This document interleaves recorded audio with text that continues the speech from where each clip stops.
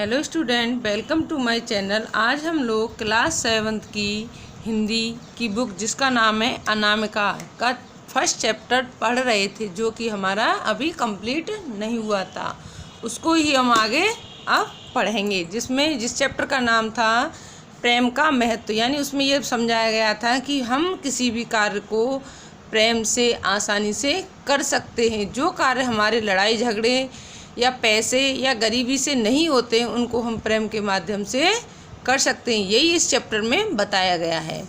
तो हमारी यहाँ से हम अब शुरू करेंगे। जो गिरे हुए को उठा सके उससे प्यारा कुछ जतन नहीं। जतन माने होता है उपाय। यानी जब कोई व्यक्ति अपनी शिक्षा से, अपने पथ से या अपने चरित्र से गिर जाता है तो उसको हमें प्यार से उठाना चाहिए।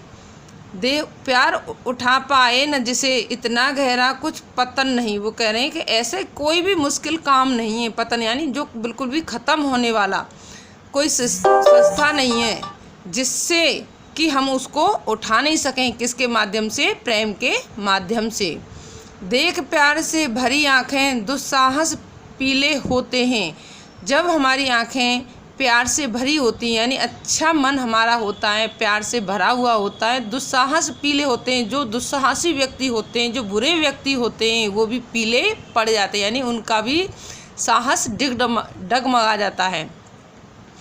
हर एक दृष्टता से कपोल आंसू से गीले होते हैं। वो कह रहे हैं कपोल में से होते हैं जो नए नए जो पत्ते होते हैं, जो पेड़ जो होता है उस पर नई जो पत्तियाँ आती हैं उसको हम कहते हैं कपोल। हर एक दृष्टता के कपोल आंसू से गीले होते हैं। जो सख्त बात से नहीं स्नेह से काम जरा लेकर देखो। वो कह रहे हैं कि जो दृष्ट व्यक्ति होते हैं उनको हम कपोलों की तरह गीले आंसुओं से भिगो सकते हैं, परंतु किसके माध्यम से? अपने मधुर वचनों के माध्यम से। जो सख्त बात से नहीं, मतलब जिस कार्य को हम कड़ाई से नहीं करा सकते हैं, स्नेह से काम जरा लेकर देखो, उस कार्य को हम स्नेह और प्रेम के माध्यम से करा सकते हैं। अपने अंतर का नेह भला देकर उसको तो तुम देखो। वो कह रहे हैं कि अपने अंतर, जो हमारे अंदर जो प्रेम की भावना है, अगर उस प्रेम की भावना को हम किसी व्यक्ति को प्रेम से, स्नेह से किसी कार्य को करवाने की सोच लेते हैं, देकर उसको तो तुम देखो। अगर उस कार्य को हम उसे कराने की सोचते हैं तो उससे थोड़ा हमें प्रेम से बात करनी होंगी, क्योंकि प्रेम के माध्यम से ही वो उन कार्यों को पूरा कर सकता है। जिन कार्यों को कोई व्यक्ति मतलब लड़ाई से, झगड़े से पूरा नहीं कर सकता है, परंतु उसको अगर हम प्रेम से उसे समझाएं, प्रेम से उससे बात करें तो उस कार्य को वो पूरा कर सकता है शपथ तुम्हें करुणा कर की, है शपथ तुम्हें उस नंगे की, जो भीख स्नेह की मांग मांग मर गया कि उस भिख मंगे की। वो कह रहे हैं कि है शपथ, शपथ में से होती सौगंध।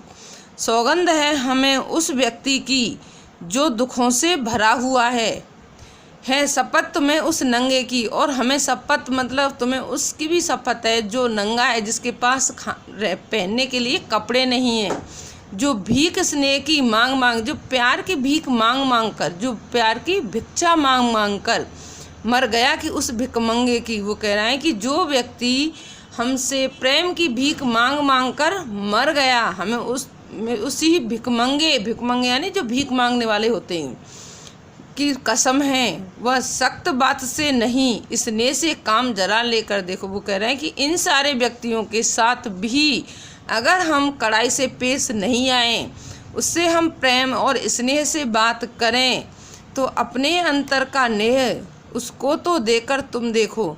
यानी जो हमारे अंदर जो प्रेम भावना है, अगर उस प्रेम भावना से हम किसी दुखी व्यक्ति को, किसी नंगे व्यक्ति को जिसके पास कपड़े नहीं है, और उसको हम समझाएं, वो भीख मांगने की बजाय क्या करने लग जाएगा? मधुर वचनों से सुनकर अपने कार्यों को पूरा करने लग जाएगा। कार्यों को पूरा करने का मतलब यह है कि जैसे वो कुछ कमाने लग जाएगा, कमा के जब लाएगा तो उसे भीख मांगने की ज़रूरत नहीं पड़ेगी। परंतु इन सब के लिए उन्हें क्या करना पड़ेगा? उसे प्रेम से हमें समझाना पड़ेगा। बस सख्त बात से नहीं, परंतु उसे हमें कठोरता से समझाना नहीं है। समझाना किससे? प्रेम की भावना से। स्नेह से काम जरा लेकर देखो, अपने अंतर का अंतर माने अपने हृदय का अगर हम उसको प्रेम देकर देखते हैं तो उसको तो देकर तुम देखो, अपने प्रेम को से देकर तो देखो कि वो अपने सारे कार्यों को छोड़कर अच्छाई के रास्ते पर, कमाने खाने के रास्ते पर चलना शुरू कर देगा। परंतु इसके लिए हमें क्या करना होगा? इसके लिए हमें उससे प्रेम से उसे समझाना होगा, प्रेम से उससे हमें बातें करनी होंगी, क्योंकि कठोरता के मार्ग पर चलने से कोई भी व्यक्ति नहीं सुधरता है। अगर हम प्रेम से बात करते हैं तो अच्छे से अच्छा और बुरे से बुरा व्यक्ति भी अच्छी तरह आसानी से समझ सकता है। कहने का मतलब यह है कि इसमें प्रेम के माध्यम से ही सारे कार्यों को संपन्न करने के लिए कहा गया है। आज के लिए इतना ही बच्चों, कल मिलेंगे हम एक नेक्स्ट वीडियो के साथ, परंतु इसमें आपको होमवर्क करके लाना है अपनी नोटबुक में। जो होमवर्क है हमारा सोचो और बताओ, जो क्वेश्चन इसमें दिए, सोचो और बताओ, ये जो हमारे क्वेश्चन आंसर हैं, जैसे प्यार से किसे भरा जा सकता है, इसका आंसर आपको अपनी नोटबुक पे लिखना है।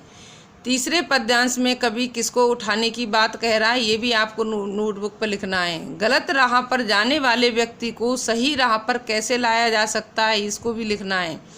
दुस्साहसी व्यक्ति भी प्रेमपूर्ण व्यवहार से आगे क्यों झुक जाता है।